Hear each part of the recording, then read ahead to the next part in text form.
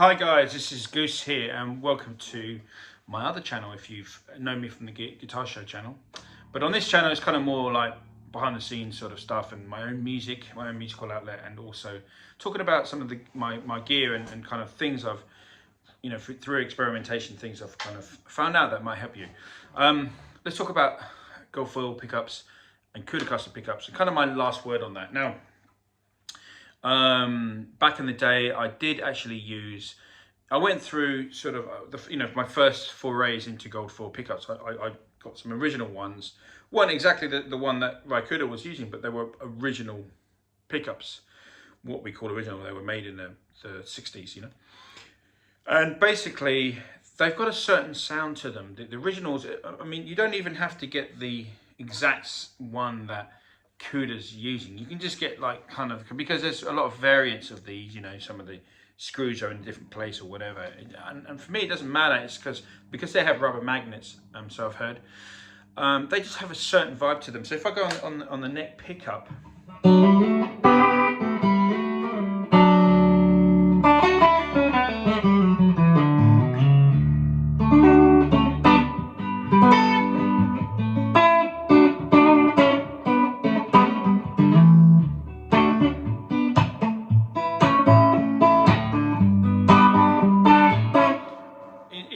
it's hard to explain, but they're very chimey, through my amps anyway, and they don't have too much bass. Now I was using, later I got involved with a guy with Mojo Pickups. He gave me a couple of pickups and then I did some demos for him. And so I installed them, and because of that I got a lot of questions about Mojo Pickups.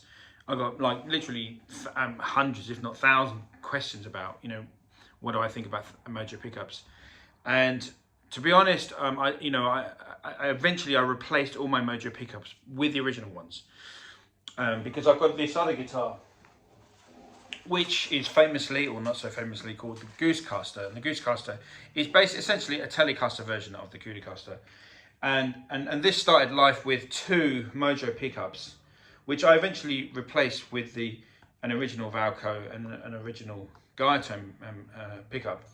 But there was a Mojo pickups, one of these in here, And when I went back to the original pickups, I mean, this is a Guitar-tone, this is a Tiesco, it doesn't matter. The originals, they're less bassy than the Mojo pickups that I had at the time, Mojo pickups. And they just had more clarity and chime to them, That's not to say the Mojo pickups were a complete disaster, but to me, they didn't really capture the essence of the originals. Now, is that because they're not 60 years old? I don't know. I don't know the answer to that. But nonetheless, they were different. Now, I know that people have asked me about, there's some other makers out there, Lola, who's very, very good, And in fact, I prefer Lola pickups to Mojo pickups. I think Lolas sound better, in my opinion. It's up to you if you want to take my word for it. This is just all opinions at the end of the day. But that's kind of my take on it. And the Valco pickup here, which I had a Mojo replica, which was pretty, it functioned, it worked, and it got you in the ballpark. But this one here is an original. It's a shame I haven't got this guitar wired up, but long story. So this one here, you can hear it when I played on the intro. It's got this kind of, again, there's more hi-fi sound there. There's more high-end. There's less bass. And I don't know why the Mojo pickups had just they were too bassy in my opinion. And this one just has more clarity. Again, the same as this one. This one here, it's more clarity, and it's a smaller bass as well, which is nice because you can get your hand in behind it.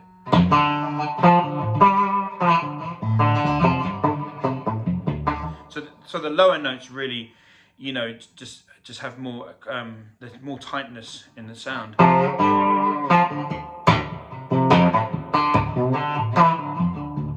If you're doing something very percussive, it's just got a tight sound to it.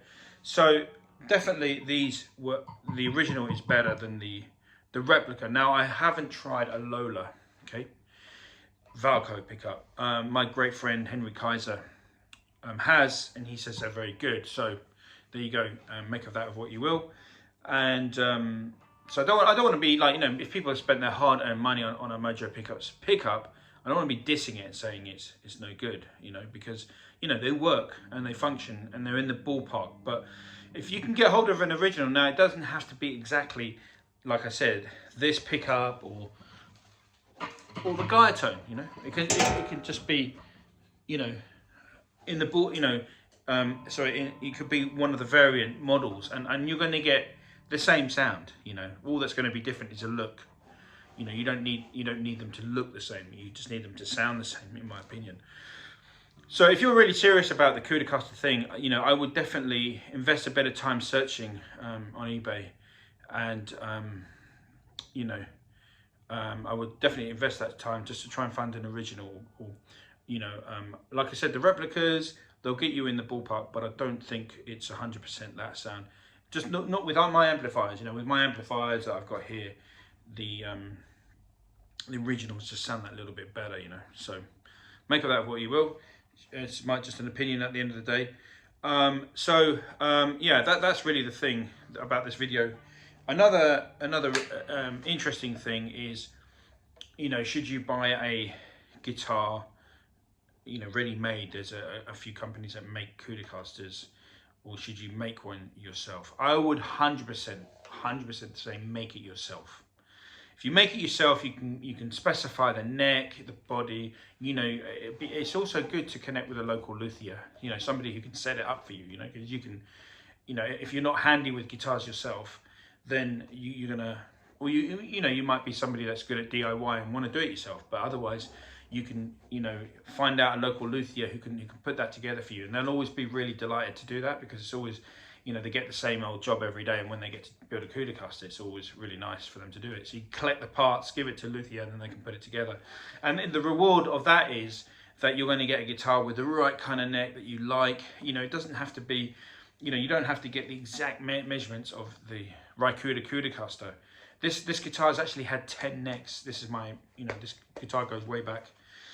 I've had this for decades now. Although Michael Messer was the first person in England to build a coodercaster, just for historical fact. But I may have been the second one, who knows. But basically, you know, with a coodercaster, you know, if you build it yourself, you can spec the right neck shape. You know, this has had 10 necks. I've tried every single neck on it, and I finally arrived on this neck, which is just absolutely perfect, you know, for my hand. It's nice and wide. Not too wide, but it's kind of wide. It's nice.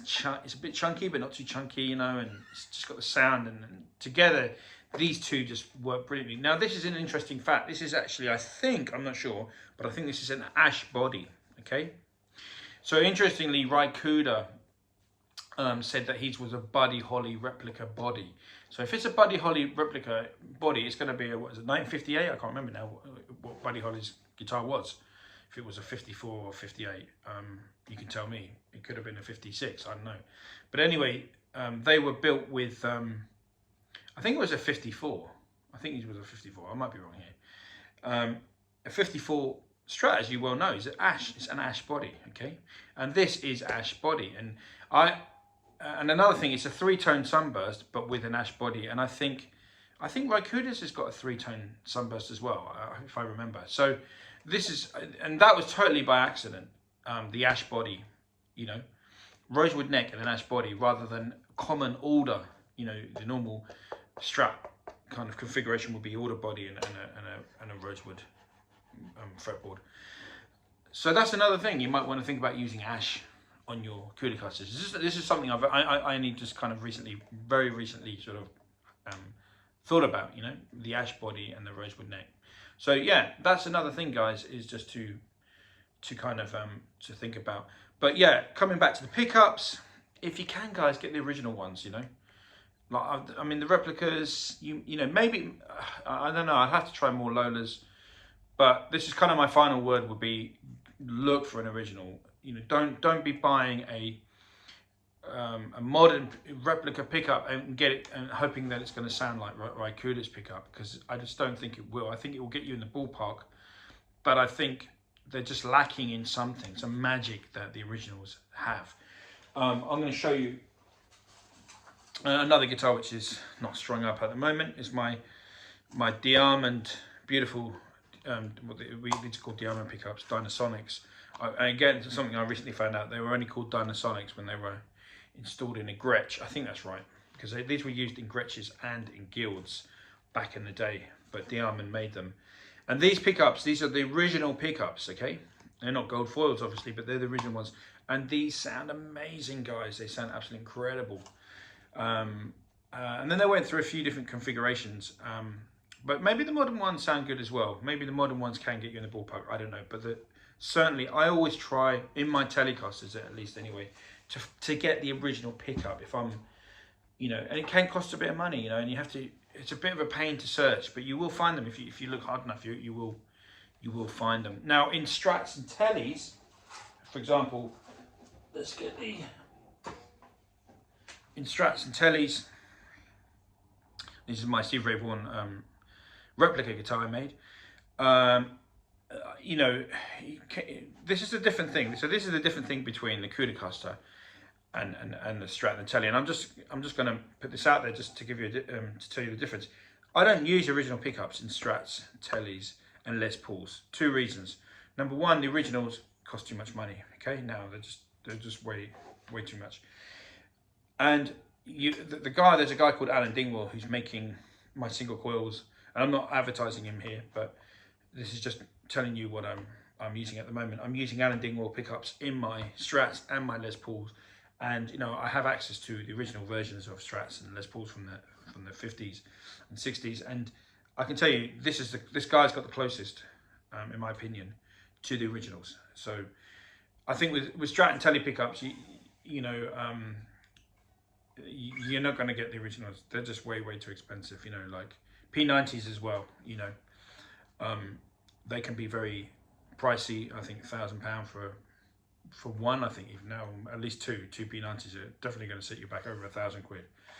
So that's where you're going to have to look for the replica pickup. You know, and so yeah, I'm using the Alan Dingwall pickups in the Strats, and I've got a Peter Green set which I'll be demoing pretty soon. So check out Alan Dingwall. He's really good. But coming back to the gold foils, definitely, while the prices are still pretty good, you know, try and get the originals if you can, guys. You know, I think there's enough of them. The last time I looked on eBay, there were quite a few models, and like I said, it doesn't have to be exactly the same. Great player called Owen Barry, who's a good friend. He grew up very near me in Essex. I think he's installed a gold foil, and I told the same thing to Owen. I said, get something similar, but make sure you get an original, and that's what he's done. He's got, it's not exactly the same as Cooder's, but it's, you know, it's the same construction. You know, it's a rubber magnet, etc. Okay, hope you enjoyed this video. This is Goose signing out. More videos coming very soon. Take care, guys. See you soon.